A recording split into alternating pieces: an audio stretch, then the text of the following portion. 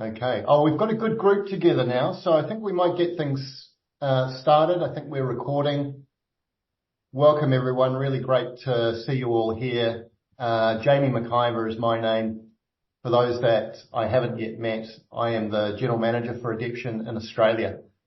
This is my first gig as host for Global Chats, and I feel like I'm under a lot of pressure. I've got our master hosts, Corey and Mark, here watching, and I'm sure I'll get a score out of 10 at the end. So it's going to be a lot of fun. Carl, great to have you along. Thank you for being the topic and the guest for our discussion today. And what I understand is the last 2 or 3 weeks have been big ones for you. Got from the brand launch, what was that, 3 or 4 weeks ago, and then some big moves. So is that 3 weeks? Is it? Yeah, that sounds right. So maybe just give us a bit of an idea. Where are you? How are you feeling? And what's going on for you at the moment to start off with? Thanks, Jamie, and great to see you all. Yes, so currently in San Francisco, Marin County, just north of San Francisco, the city, and located up here with my family. Emma, co-founder of Adeption, and our 2 kids. We're here for the next 6 months, putting the kids in school locally and supporting the team in North America and clients. Very full schedule already, actually. So it'll help avoid a lot of travel in the next 6 months, which I think is a good thing for both myself, the family, and the planet. So really look forward to it. And we've got the jet lag's just passing a weekend now, so it's fully set and very happy to be here. Awesome. Great to see some familiar faces too. So we'll have to reconnect. Big audience for your therapy session, Carl, so that's great. What we'll do is, as we go, just the process for today, obviously we'll spend quite a bit of time just going through and exploring some of Carl's experiences. We've got the chat activated here, so people are welcome to throw in some questions as we go, and I'll try and work those into the dialogue. And then towards the end, I will save some time for some more dedicated Q&A to give everyone a chance to sort of delve further and be curious about what Carl's sharing. So let's see how we go with all of that. Carl, maybe just to talk about mistakes to start with, which is an interesting way for us to frame it. There's obviously some good learning there. What I would love to do is see if I can tempt you to share some of the successes as well. I think there's going to be a lot of learning in that as well. So some of the things that have gone well. Is that something we might be able to do you think? Yeah, for sure. When you prompted this, Jamie, when we think of often mistakes and my vulnerability that I'm just feeling at the moment with all of you here listening about the mistakes, is we have a negative connotation around them, and we think that we shouldn't make mistakes. And I mentioned our couple of kids, and we sort of talk about, kids trying to get things right. Whereas I was struggling thinking about these 5 mistakes to not sort of have it turn into a humble brag session. So, where you have an interview with somebody and they say, tell me about your greatest weaknesses, and you sort of just dress up your strengths as weaknesses. But on reflecting a bit deeper, Jamie, I kind of felt like it was quite authentic and genuine, because I actually feel like the things that we are doing the best right now are only because of the mistakes that have been made, and because the original source of them were missteps and mistakes. I think the only mistake about a mistake is not learning from it. And in saying that, there are a few that are themes, I've got to admit, and even preparing for this session today is probably going to help advance some of those themes forward so that they can turn into positives than pure mistakes. So makes me think, we've had clients in the past that have said, look, we want a culture of experimentation. We want people to embrace learning through doing. We want to be able to have it okay to fail. And please make sure nothing goes wrong with this program. It's got to be absolutely perfect. And the irony is kind of never lost on everyone in those situations. Yeah, no, absolutely. I think we've all sort of seen that. What, from your point of view, in order to be able to really take that learning from mistakes, when you think about the culture of Adeption, what's most important in order to enable that so that it can really happen in an authentic way?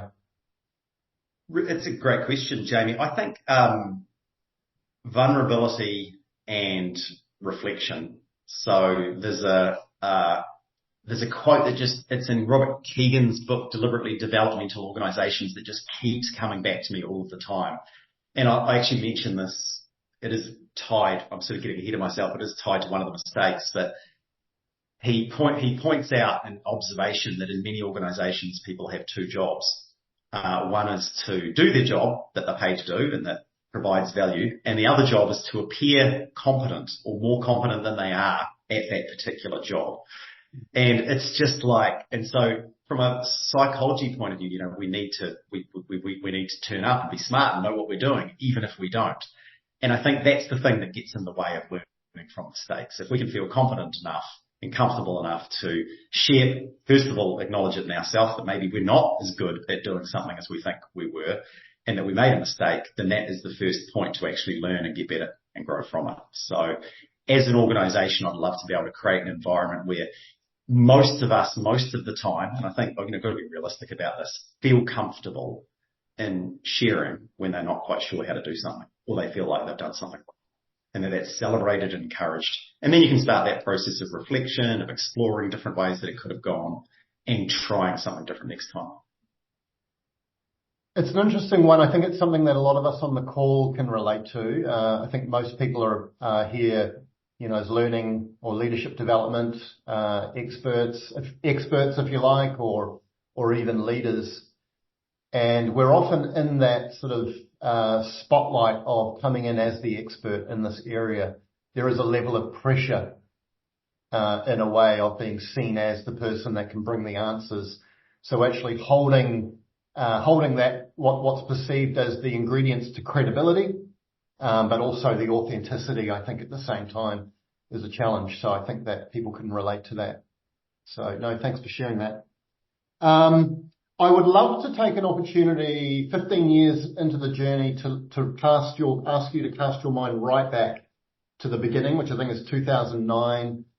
You founded the organization along with Emma and other key collaborators at the time, based, I imagine, on a set of big ideas. Usually it's something that's not there in the market, some thinking that we can bring that's not already there. When you think back to 2009, what were those big ideas that the business was really founded on?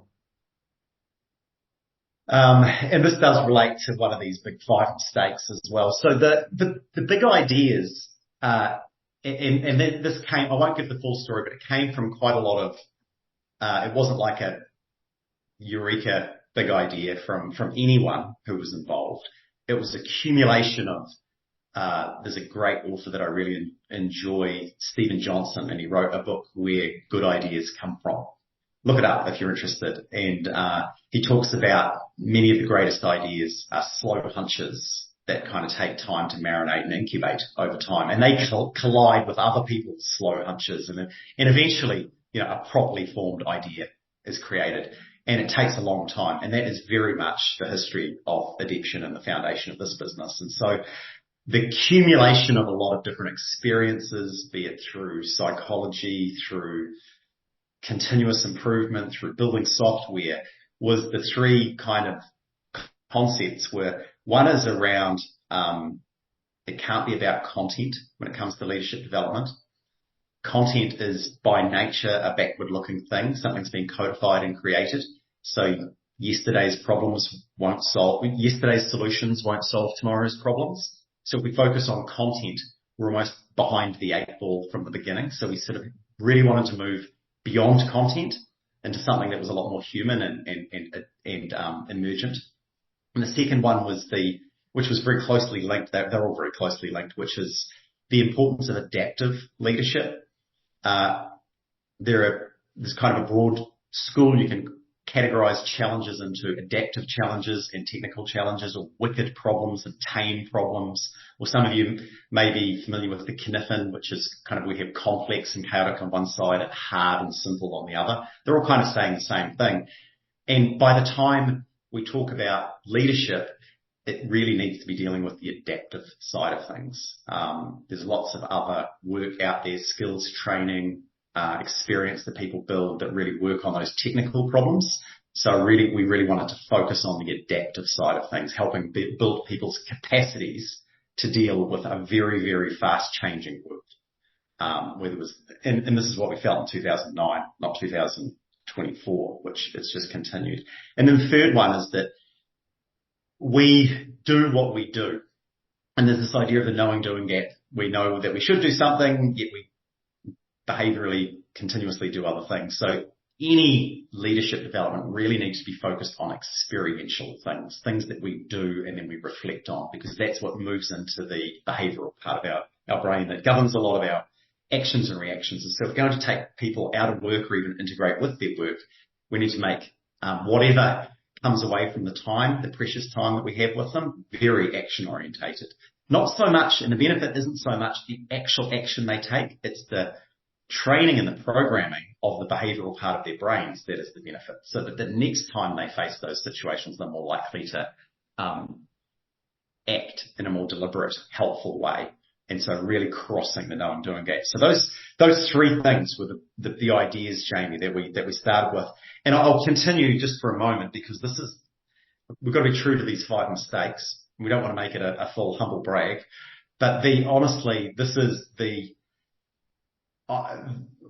were on a slide in 2009. We presented to a very big client, our first significant client, and said, hey, these are the ideas that this experience, this leadership development experience is built behind. The idea that content's not the constraint anymore. It's how people use and apply content and connect it to their current challenges. It's the biggest thing that we really need to build is adaptive leadership skills, because the world's changing, even in all roles, and it's continuously changing. And the way we're going to do that is to get people to experiment and take action and then reflect on what they do. And it went really well. It went great. Ultimately, we won the pitch, we got the work, and the mistake was I thought this is going to be easy. This is just fantastic. I mean, we're going to be a global organization impacting tens of thousands of leaders in a couple of years, because this is so obvious, and it is so obvious, and we knew it, and our partner said, yes, that's exactly what we need. It's so obvious, and it's clearly what the world needs. It was going to be easy, and that was a phenomenal mistake. It has not been easy at all. And it's a real, like any other experience, both at a micro level within organizations. We can say things like that to groups of leaders, and they nod and they go, yes, that's true, that's obvious. And then they go to do it, and you get like pushback. And they're like, whoa, no, this isn't how this is meant to work. You're meant to, turn up and tell me what I've got to do. And then I'm going to like tick the box, and we're just going to part ways and never see each other again. And it's kind of, and that happened time and time again. You can imagine how that works. And so the mistake was just really underestimating how difficult it is to bring even what I would call moderately innovative or contemporary ideas into existence, because these things that I just shared universally get head nodding. It's still the same today. People go, yeah, of course. And then it turns into what that actually means. And people are like, whoa, just a minute. Where's the competency framework that we're going to teach people to? Where's this? Where are all these things that I'm used to seeing that I really want to see? And that's when things, unfortunately, can unravel or go really well. But it's underestimating what it takes to bring something that's slightly different from the status quo. And I really try and rally against this idea of regressing to the mean. Just doing what everyone else is doing, maybe in a slightly better way. I don't feel like that advances things much. It's really hard, and it's an adaptive problem. So you've just got to get in there and do it. So yeah, I wish the story was different, but that's been hard. And do you see now that you've operated and you've got experience across a number of different markets, that challenge, how do you see that differing based on the market that you're operating in? Is it the same the world over? Do you see different things in the US versus New Zealand in terms of the ability to disrupt and adapt to the new way of thinking about leadership development? I don't, to be honest. And we've sort of talked about this quite a lot. I think organizations and people practitioners like all of you, I think the segmentation shouldn't be by industry type, certainly shouldn't be by geography. It's got a lot more to do. This was a great leader, Jamie, because it's got a lot more to do with the culture of the organization. So we've got clients that are in tech, high tech, some of the biggest, most influential organizations in the world that are right in behind this. And we've got mid-sized manufacturing plants that are incredibly contemporary in the way they think about their development and applying it. And it's really got nothing to do with geography, I don't think, or even the industry. It's got far more about the culture and appreciation for development, and even stepping back from that, from human capacity and how much developing humans' capacities has to their impact, to their strategy and their ability to do their work. And I think that's coming more and more, but that's the thing that I've found makes the biggest difference. And it doesn't matter whether you're in a tiny small town in New Zealand or you're in Silicon Valley. That's a key one. And just running with that, the second mistake here that I have is related to that, and it's around underestimating again the impact of framing or context. And so early on, when we were first developing the technology arm of our business, we had 2 different clients with exactly the same solution. Exactly the same technology, the same workshops, the same workouts, as we call them. Everything else was identical, on the same technology. One group progressed through with more than 85% completion rates, and everyone loved it and thought it was incredible. And the other group was closer to 20%, and we just dealt with problem after problem after problem. And so up until that point, I'd kind of been really focused on user experience and getting design right and all of these things. And those things matter, don't get me wrong, they really do matter. But you can just see they were just dwarfed by the organizational context that it went into. In one place, leadership development was valued, and we were seen as a valued partner. And this was the methodology that I talked about earlier, and the principles behind it were really celebrated. And in other, it was kind of like, oh, this is probably something you should do, and we've got this for you, and please do it, versus it's philosophically aligned with what we do and what we expect and how we operate. And that, it's just a quantum difference that it makes. And all of the time that we spend dealing with, excuse the term, the rats and mice, of rolling out something complex like leadership development at scale, I don't think it really changes the dial. Getting a couple of really senior level sponsors engaged and talking and understanding and believing the philosophies just makes everything else just drowned out. Chip and Dan Heath wrote a book that was kind of about it. It wasn't Smart Change. It was, the name of it has dropped out of my mind right now, but they sort of talked about if you're traveling on a slightly bumpy road in an incredible landscape with beautiful mountains and lakes, you'll put up with the bumpy road. It's not a problem at all. And that's, I think, the context and framing that gets created. If you're driving in a really terrible place and there's nothing nice around it at all, then a bumpy road you'll notice a lot. Yeah. So creating that context and the reason for the work that we all do is something that, even 6 or 7 years ago, I completely underestimated. Really, really interesting. Thanks for sharing that. I think the thing that we see a lot is organizations looking to manufacture the heat as a replacement for the content. So I think the point you made earlier on about content, that context piece adds to that. But there's a lot of attempt to say, do we need to manufacture this content for people, action learning projects, that kind of thing. Whereas actually it's the richness of the context that really brings that in. I think the other point you mentioned, which is around the framing within the organization, the how it connects to the purpose, the strategy of the organization being important. I think it would be interesting for people to hear if there's any sort of secret formula that you've got for helping organizations to work out how they get that groundswell effect. I know some of the conversations we have around if we're working with a new client and we want to get them on board, do we start to chip away at the mid-level where you've got scale and you can start to get that groundswell effect?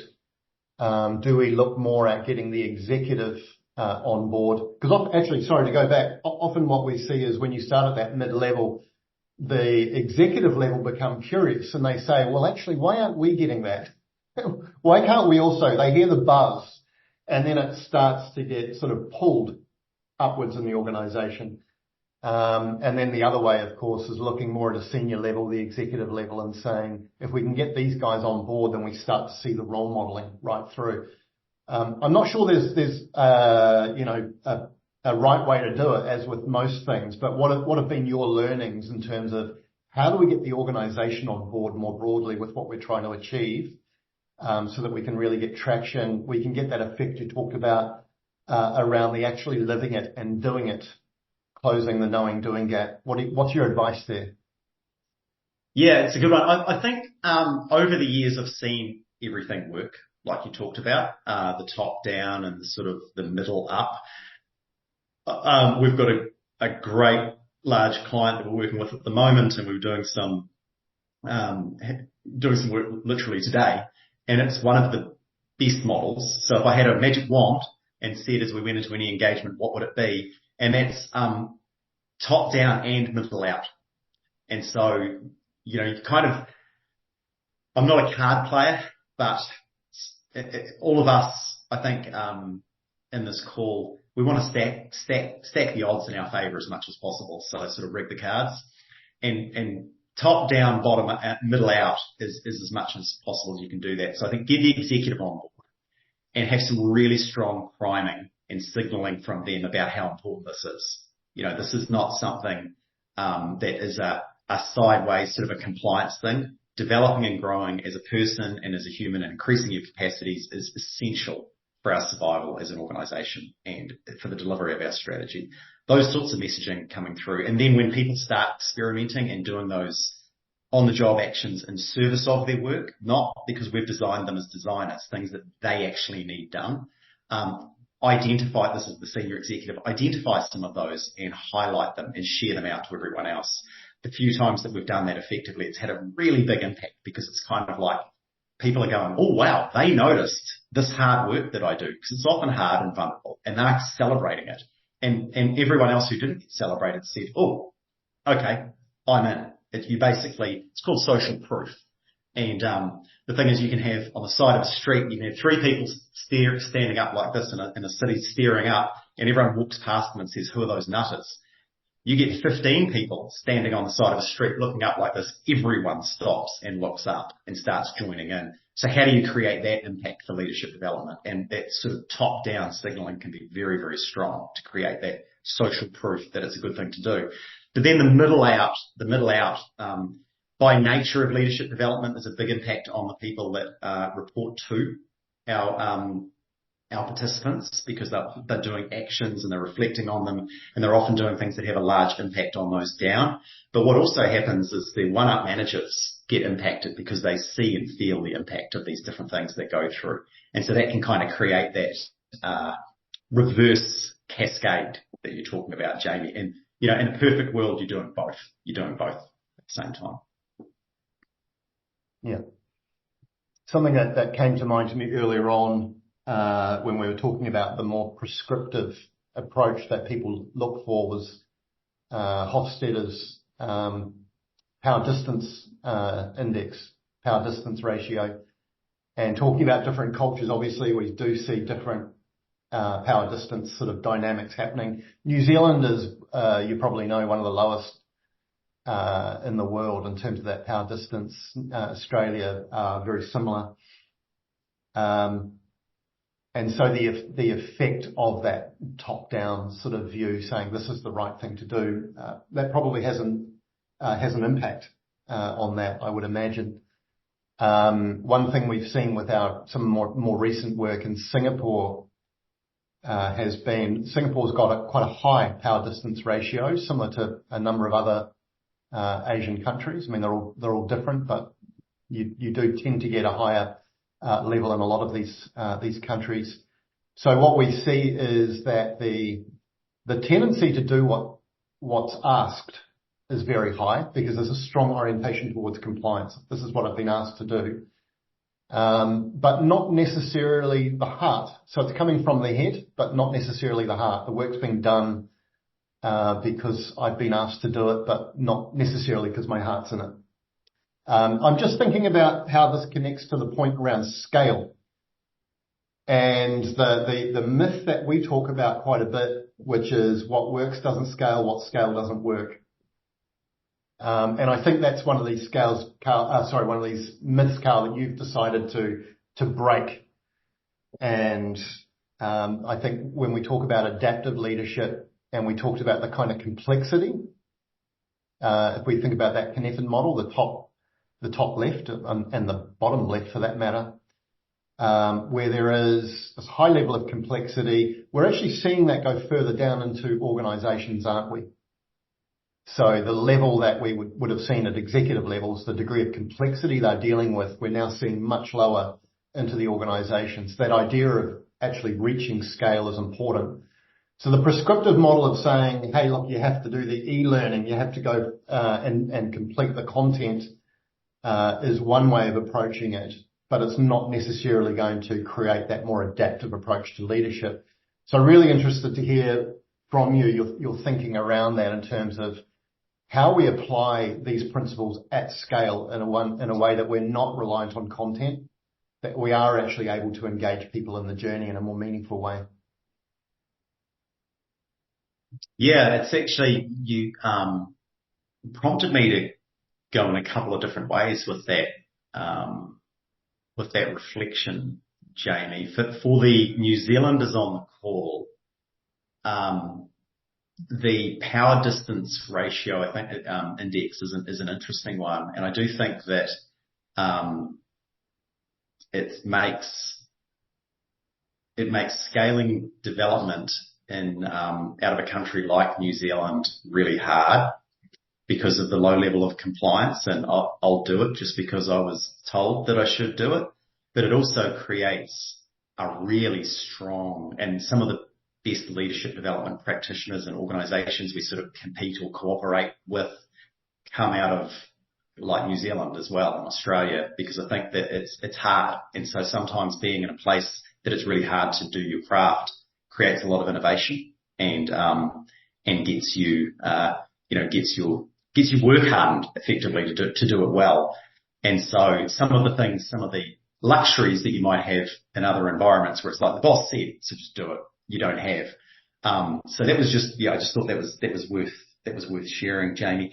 As far as and then that does link to what scales doesn't work and what works doesn't scale. So we've sort of, and I think COVID, there's definite mistakes tied up in here. And this is one of the big themes that I'd picked as well with ourselves. So we founded the company when we first started, we were running workshops, and they were workshops that were based around problem solving and identifying the key challenges that leaders faced and helping them do things that they wouldn't have done about those key challenges if they weren't in the workshop with us, and then reflect very deliberately on what they did so that they could extract development and learning from it. And that worked beautiful. It was a very social process. We brought people together. There were high levels of accountability. And over time, we realized that it was a process that could be codified somewhat. The process could be, not the content within it. And I had software development and agile as part of my background. And so I thought, whoa, this would be really interesting. We could if we can codify this, and it's not so much about the facilitator, the content or the person, then we could really scale because we're actually automating a process. And so that was the early beginnings of the Adaption platform, the technology that we have. And there's all sorts of reflections and lessons in this, but we really, led by me, we really pivoted strongly. We didn't stop what we were doing, so the service part of the business carried doing on that, but we actually broke the business into two and pivoted really strongly towards a pure scaled approach to leadership development. we had a process that we knew that worked. It didn't necessarily, and there's a thing here, they call it true but useless. So it was true that it didn't necessarily need people to make it work, but that truth was kind of useless because without people it didn't work. So in the long run, even with our addiction platform, even running that on the job, that experimentation approach, we couldn't get the scale that we were after, or it didn't work so much at the scale that we were after, mainly because it was just so hard to engage people when there wasn't a human element in there. There wasn't an element of heart, of somebody that our leaders, our participants knew, cared about them. The process itself worked, and for the few people that didn't need that human in the system, the results were just as good as they ever were. But the mistake was thinking that you could be more aggressive in as far as removing people out of the whole thing. And somebody once described to me, it was kind of like, before COVID, there was a general belief that all leadership development had to be done in person. It was either in cohort groups or one-on-one coaching, and it worked really well, but, it was tricky to scale. And then sort of COVID came along and we had to pivot. We had to be virtual at least and asynchronous at best. And so everyone piled into this sort of, and the pendulum swung. So where there was not a lot of permission for this experimentation, there was all of a sudden a lot of permission for that experimentation. And everyone was doing it. And it was great. And I thought it was really good. It ushered a lot of innovation, broke a lot of sort of sacred rules that people said couldn't be broken. But what actually happened was that, at the extreme, and we were just one of the examples of that, we really lost something, and the heart was removed from the system. And so now as we're swinging back out and people are coming back into a new work, the idea is not to swing the pendulum all the way back up towards it's got to be in person. And there's a bit of a reaction to that, because people have been starved of human connection and they want to go back to conferences and they want to have these in-person events. But that's where I caution against, because as we come back, I'd love us to really come back into the middle. And the reason I say is that when you do integrate technology into what you're doing, you can cross the work, not work barrier. So there's this big thing about like, well, while I'm either being developed or I'm doing my job. And when there's that trade-off, my job is going to win most of the time. Whereas we all know that we develop in the flow of work. We ask people when they've developed the most. I must have personally heard 5,000 or 6,000 people answer that question, and 2 or 3 of them have said it on a leadership development course or with a coach. They all talk about job experiences. They all talk about the hard things that they've had to do at work. So I think we're doing ourselves a real disservice to pivot all the way away back into development happens at retreats. And it's certainly helped by those sorts of things. It's in the middle. And that's where having a degree of technology integration that follows people through their experience and is on hand with them when they're doing those hard things at work is the real magic. So the lesson, the framing that we've got now and what we've learned from that lesson is blended is better. It's an old example now, but Amazon, now that I'm back in the US and I was in Whole Foods just the other day, it kind of came back to me. Whole Foods was the fastest growing supermarket chain in the world and highly profitable and very, very sort of heartfelt and human-centric. They've got a list of hundreds of products that they won't stock because they don't meet certain standards. And Amazon acquired Whole Foods. And Amazon had this incredible delivery engine. It's just, you can order something and it turns up within hours. But that alone wasn't enough. It needed some heart. And so the integration of those two services is, I think, the current and the future of leadership development, really. So both can be really useful. AI and technology can do things that humans just can't. You can share insights across vast numbers of people and connect them very, very relevantly to be very helpful that a person couldn't do. But people can do so much that technology can't too. And it's just something about knowing that there are people in the system and that they care about you and they've got your best interests at heart and they are interested in you and what you're doing. And that just drives engagement through.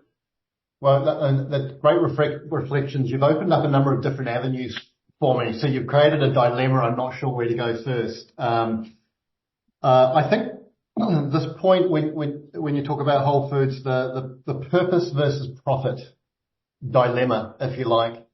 I know that, I can say from my own point of view, one of the reasons that I love working with addiction, is the sense that having had a whole career in corporate where it's very profit orientated, we have a strong focus around purpose.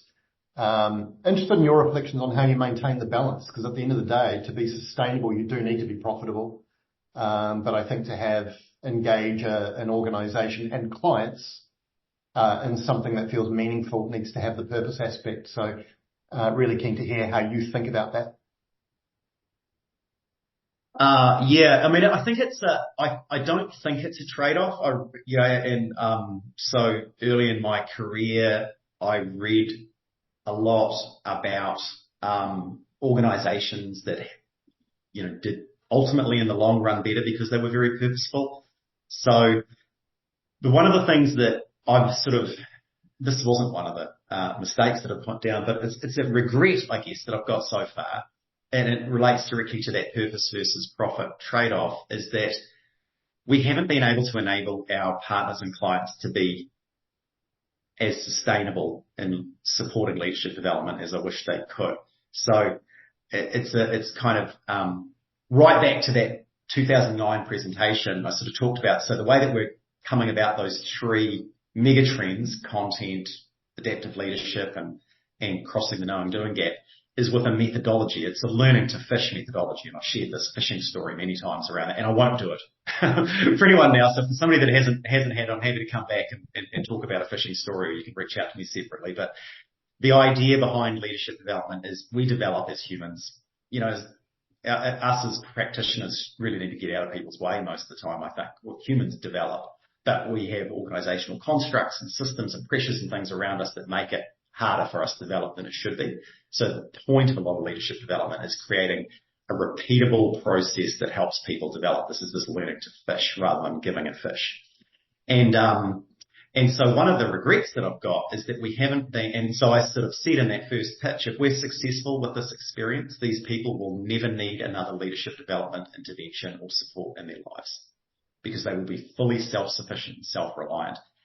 And the successes are, I've had people a few times bang into me in different offices around the place. It happened not that long ago, and I didn't recognise the person, and they said, all I remember is that developmental process that you taught us, B3 or DIY as we were calling it. It's the learning to fish thing. I still use it every single day, and that just I just about burst, with joy at hearing that.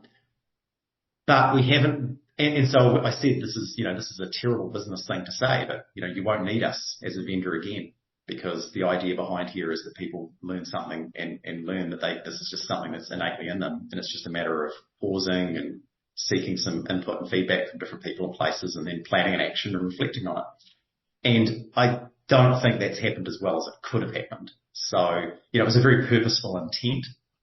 The thing is that organizations are complex, and I think, again, people who are interested in leadership development realize that the leaders we serve, or the people we serve, because it's more like human development, I think, than leadership development, the people that we serve have got a lot of different pressures on them.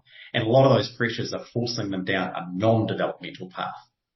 And so as an industry, as a group of people, we need all the support we can get to help sort of balance that and keep people doing and reflecting and thinking about things that are developmental rather than anti-developmental and just following the sheep. So still to be solved, but I'd just love there to be a more purposeful, less commercial tail to the work that we do. Yep. Makes a lot of sense. The bit we haven't spoken a lot about yet, it's come up, is the AI side of things, particularly when we're talking about scale. I'm sure people would be interested to hear you talk a little bit about that, Carl. I was reading a Harvard paper recently, The Best Leaders Can't Be Replaced by AI. But then it goes on to say that actually, based on surveys they've already run, employees already have more confidence in AI than they do in their leader. Which suggests people may be looking at the kind of leadership that's more on the technical side of the Cynefin model rather than the adaptive side. It also doesn't say a lot about people's experiences with their leaders, does it? So, I mean, it's probably a slightly different track than how we use AI for leadership development, but still sort of keen to get your insights on where do we have to be careful with AI about where we do and where we don't use it, how we position it? You've already talked a bit about how we need to make sure that we maintain the human aspect, but not let the pendulum go back completely. So what's the role of AI in your view? I think this goes back to that overexcited. If I've seen the mistake around that resulted in the sort of the blended insight is we can get overexcited with shiny things and the new things, and I certainly can and have done many times. So we started using AI in addiction solutions in 2015. So we're 9 years in now. It's not at all, new. It's funny that comment, about the trusting AI more. We ran a Future of Leadership Development, Mark Watkins, you'll remember this workshop a long time ago. We had teams competing to create solutions for the future of leadership development. And in that, there was kind of a bit of a debate emerged, and somebody said, well, if you've met my boss, you're going to trust technology way more. But the thing around AI is that it's another tool, and I think the most important thing that we can do in leadership development and everything else is to keep ourselves in front of it and to raise our levels of consciousness.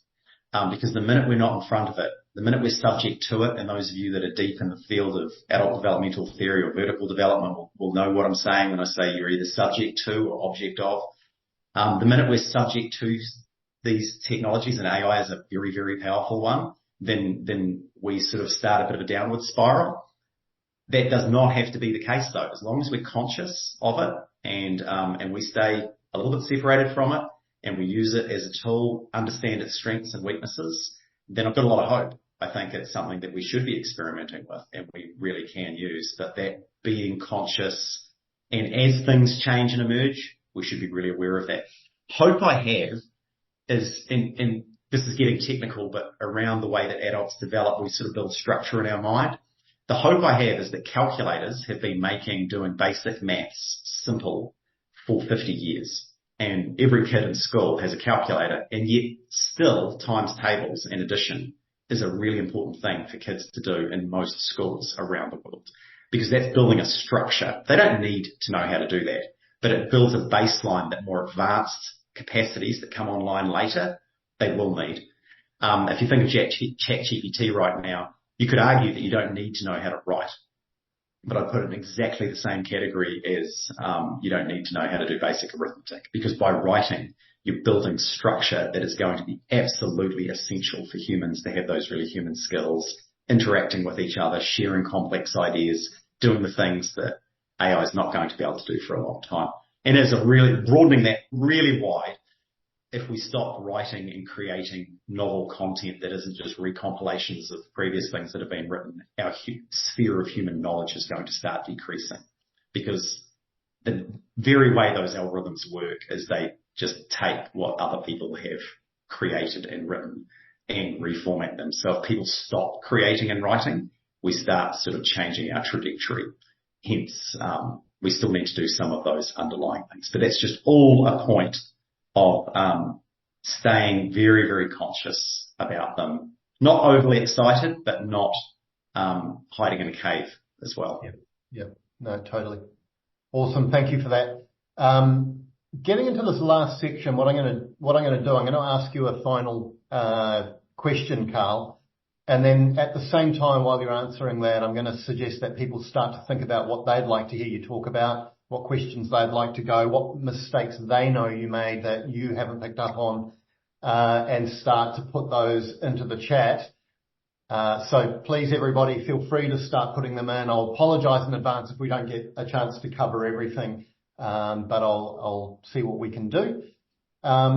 Carl, if we go back to your three big ideas from 2009 around content, adaptive thinking, and the knowing-doing gap, what would you like to revise now in 2024 for the next 15 years what would you like to revise any of those if you have the chance, or do you feel like they're the same big ones that you'd like to take forward?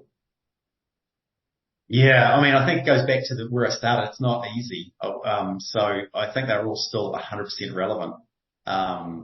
We reflecting on this, and they're very difficult. Again, it's that term true but useless in some ways, because I've written playbooks for how to do certain things in our own organisation, after coming up with those three things, Jamie, and after working with cohorts upon cohorts of leaders and talking about the importance of taking action in service of challenges that you currently have if you really want to learn something and understand it. And then, these playbooks I sort of taught people and said, here you go, now you know how to do that, and walked away. And had it come back in my face and getting asked questions about, like, how do you do that? It's like, I taught you, and then like, oh, no, until something's actually been practiced and done, there's no such thing. You've got to form those mental models and things. So the first one moving forward is, I think that they're still really relevant, and I'd love as much support as possible to have to make it less of a different metaphor that is how we support people to develop at scale. I think one of the biggest things is that we still have, when we talk about scale, this classroom mentality. Again, I've got some hope here, because I think I can see lots of evidence of classrooms operating differently today, certainly than the classrooms that I came through, and probably many of us on this call came through. But being more of a place of experimentation, and that's how we really learn these more advanced adaptive skills as humans. So normalizing of that somewhat. And then as a really big theme, back to that AI one, I'll try and do this really quickly, but there's a few different things that I've read and seen lately that were really inspiring, hopeful, and cautionary. But if we sort of track the arc of human advancement and civilization, we move from being very strong and small tribal groups because of our pro-social nature and our ability to collaborate at a level that other species couldn't. And that helped us, not go extinct and thrive as a species. And that went really, really well, to the point that eventually we sort of started to work out how to collaborate across many, many people, and farming and agriculture was created. And that sort of gave rise to the coordination of the efforts of lots and lots and lots of different people. So human labour was a key constraint in the advancement of civilizations. And those of us with the most labour and access to labour and controlling labour went the quickest. Scientific revolution kind of brought about a different thing. We created the Industrial Revolution, machines, and that moved the constraint from human labour to cognition or education. So those societies and groups of humans that were more educated advanced faster, became healthier, richer, all of the sorts of things. So the primary currency was cognition or education. And I feel like now, as you talked about, some of the automation and AI, the technologies that we're developing now, we're starting to move beyond that. We're really starting to be able to take away a lot of that basic cognition from the need. We can automate an incredible number of things. And that's, I think, giving rise to another challenge, or another premium, which is of consciousness. So the more conscious we are about how we use the technologies, about our impact on the planet and others around us, the more aware that we can be of that. And talking about the vertical development, I see some great little comments in here too. The less subject to we can be, and the more that we can see the whole system that we're part of, that is going to be basically the ultimate currency for people. And I'd like that not to be something that's unevenly distributed. Hence the focus on scaling development, or leadership development, or human development. So that idea of us being as conscious as possible is the thing that's going to make a really, really big difference as we move forward. So that's the appendix. That's the extra one I'd add to it, Jamie. Sorry that took a little bit long, but kind of feel really passionate about that. Yeah, no, absolutely. I think there's a great reflection here from Nicholas Allen. Sorry, I hope I pronounced that correctly. Thinking about development stages before leadership interventions. So that point around it, focusing more on consciousness of where I am as an individual, but as a leadership development practitioner, where is my audience? Where's their starting point? And where do we actually need to move them to? It's not a race to the top, but it's about focusing the interventions or the experiences to support where they're at. Did you want to build on that at all? No, I think you said it. I think it's where you're at. It's like we sort of, we all have our own reality. This is one of the things that's sort of written in my notes here, is that I kind of, and Mark, you talked about it there in the mistake that I've made. I came from kind of like I was an engineer by training, came from a machine metaphor in many ways, and that there is a truth, and it can be determined by science. We know that this is the truth and that everyone has the same picture in their head. So if I put the boxes together and create the process, then it's just a matter of following those steps, and that will be reality. What I've kind of come to realize is that every single person has a story, has their own model of the world in their head, and that is different, and that is their reality. And unless you start addressing and starting from where that reality is, then you make no progress. And so often we sort of say, well, we need people to learn this, and so we're just going to teach them a whole lot of stuff, forgetting where their beginning point actually is. And so the first, in any moment, not just as a learning needs analysis, but right at the moment of intervention, needs to start with what a current person's reality is, what's real for them, what their needs are, and then we can go from there to build out. So, I sort of moved from being a machine metaphor, swung wildly to sort of an organization as a jungle metaphor, and just thought, let's just let everyone loose and say, let's put a big vision out there and say, do whatever you want. Let's just create a sort of a jungle. I think now somewhere organizations, can do with structures and processes and things. I think somewhere like a garden, we can plant the right things in the right places, give them the right conditions. You can't make anyone grow. But you do the right things around them, they're more likely to. Yeah. And, No, that's great. I think one other thing I think people would really appreciate hearing a bit about, you talked earlier about some of the changes, or you've alluded to some of the changes you've had in your life in terms of with the family, taking the technology business to the US. And of course, we've heard about what you've been doing over the last 2 weeks, some big bets that you've made, a lot of personal risk that you put into that. And we also talked about that, I guess the balance, and Nick Petrie talks about this in his research around burnout, between grow and perform. And really interested to know how that's played out for you, Carl. If you don't mind me asking you to sort of talk at a slightly more personal level, all of that over the last 15 years that you've been, that you've taken on and that you've led the organization through. From where I sit, you seem to do an incredible job around how you manage your balance. So I'd love to have any tips from you on that. It's a really good question. Thanks, Jamie. And I think one of the, it's a long time ago now, but I did an MBA at an entrepreneurship school out in Boston. And they had this amazing framework that had been based on researching a lot of entrepreneurs. And I just think it's so relevant, not just for entrepreneurs, but just people full stop and anyone in an organization. And they were kind of like the repeating patterns of the way that successful entrepreneurs who didn't burn out, because there's a big, big risk there, how they approach things. And there were four, and I just keep coming back to it all of the time. So that's the only way that I know how to answer the question at the moment. But it certainly hasn't been smooth, and you certainly need to readjust a number of times and reprioritize. So that idea of one of the big ones is they start and they iterate and learn from there. It's just like you can't work it out with slides, as Mark said. The second one is that you've got to feel really purposeful about what you're doing. Because the extrinsic rewards will never make up for how hard it is.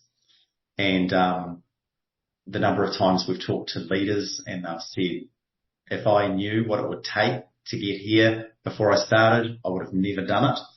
But I'm glad I'm here. Glad I did it. So, I think goals are served to activate our attention, and that's it. It's not actually about attaining that outcome. So being really purposeful. And then risk, you mentioned risk, was reframing risk as acceptable loss. So this 6 months right now, for example, we know as a family, apart from basically we do actually is what is the worst things that could come of it. And that's to do with really personal things, actually not business things, but we're away from family. And that's, you make a judgment on acceptable loss, like I'm prepared that could happen in this situation, rather than say, what am I prepared, what's my tolerance of risk? So identify acceptable loss, and then you can act a lot more freely with a lot more confidence. And the last one that's relevant to a few people on this call is self-selecting teams. If you're doing something and sharing it and talking about it a lot, if it's worthwhile, you should have a bunch of people that want to join you along that journey. And they're not negotiating, and you're not going out trying to hire people or find stakeholders. If you're doing something that is worthwhile and you're sharing it loudly enough, then you'll have a group of people that want to be part of it. And if you don't have a team and you've been talking about something for 6 to 12 months, then maybe that's good feedback that the idea is not so good. And try another one. That almost feels like quite a good note to end on, Carl. I think that given the number of people that we've had arrive for the call, over 50 people, shows that people are interested in those ideas and being part of that journey in some way, shape, or form, which I think we all are. So thank you for your very generous and very authentic sharing of the mistakes, the myths, the themes, the patterns. I've really enjoyed being part of the conversation. Once again, thanks to everyone for coming along and being part of it. This is obviously something that we have a continuous rhythm of, the global chat. So if you're not on that mailing list, please get in touch and we make sure that you get informed of the future ones. We've got some really interesting topics coming up this year. Carl, any final words for the group before we finish up?